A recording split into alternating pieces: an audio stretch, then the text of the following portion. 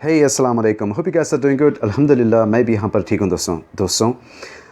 खबर तो अच्छी नहीं है। It is very saddening to express this, मगर ये बात सच है कि हिंदुस्तान का एक मशहूर सितारा, veteran playback singer Lata Mangeshkar ji जो इस दुनिया में नहीं रही हैं, उनका देहांत या इंतकाल हुआ है संडे के दिन। और उनकी तबीयत बहुत ख़राब होती जा रही थी और आई गेस जनवरी 8 को ही उनको अस्पताल में शिफ्ट किया गया था। सुना तो ये भी जा रहा है कि उनको निमोनिया हो गया था और कोविड-19 के माइल्ड सिम्टम्स भी उनमें पाए गए थे और वहाँ से वो पॉजिटिव भी थी, कोविड-19 पॉजिटिव, मगर माइल्ड सिम्टम्स थे, ऐसा फैमिली का कहना है। मगर जैसे कि आप लोग जानते हैं, उनकी एज है 92। उसकी वजह से उनको मल्टीपल ऑर्गन्स फेलियर भी हो गए हैं। जैसे कि मैंने इन्फॉर्मेशन कलेक्ट की तब पता चला कि मल्टीपल ऑर्गन्स फेलियर हो गया। उसके बाद जो है फ़रवरी यानी कि आज फ़रवरी 6 को, यानी कि आज तो 7 है, कल यानी कि संडे को 2022 को उनका देहांत हो गया, इंतकाल हो गया है मुंबई ब्रीच कैंडी हॉस्पिटल में। दोस्तों ये बहुत मतलब एक उदासी की ख़बर है हमारे लिए।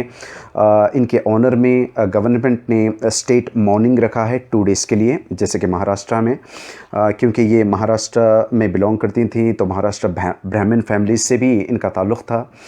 और भी मैं कुछ थोड़ी सी इन्फॉर्मेशन इनके बारे में बताना चाहता हूं दोस्तों। तो ये वीडियो लता जी के लिए खुसूसी ये एक ट्रिब्यूट है, क्योंकि ऐसे प्लेबैक सिंगर फिर नहीं आ सकते दोस्तों। कई हज़ार साल भी हो जाए, ऐसे प्लेबैक सिंगर नहीं आ सकते जिन्होंने अपनी आवाज़ के जादू से दुनिया भर के लोगों के दिलों में जगह बना ली थी, और वैसी आवाज़ फिर वापस नहीं आएगी।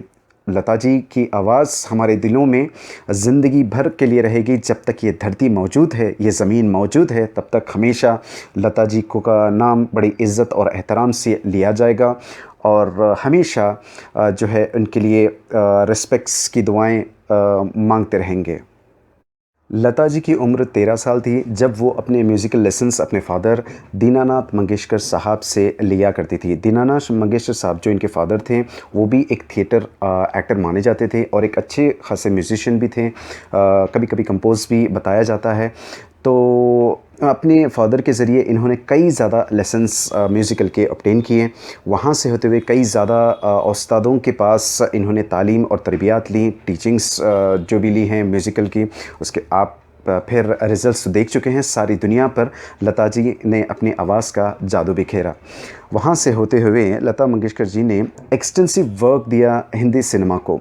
वहाँ पर इनका बहुत ज़्यादा कंट्रीब्यूशन रहा।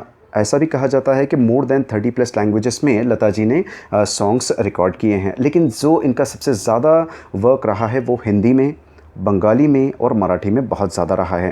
अबाउट 30+ लैंग्वेजेस में तो इनके रिकॉर्डिंग्स किए गए हैं। Guinness book of world record में इनका नाम दर्ज है। 1948 से लेकर 70,000 सॉन्ग्स उस वक्त रिकॉर्ड किए गए थे, ये गिनीज़ बुक वर्ल्ड रिकॉर्ड का मानना है। मगर कुछ डिस्प्यूट्स भी उस टाइम पे हुए थे। लोग कह रहे थे कि 50,000 रिकॉर्ड्स भी हो सकते हैं।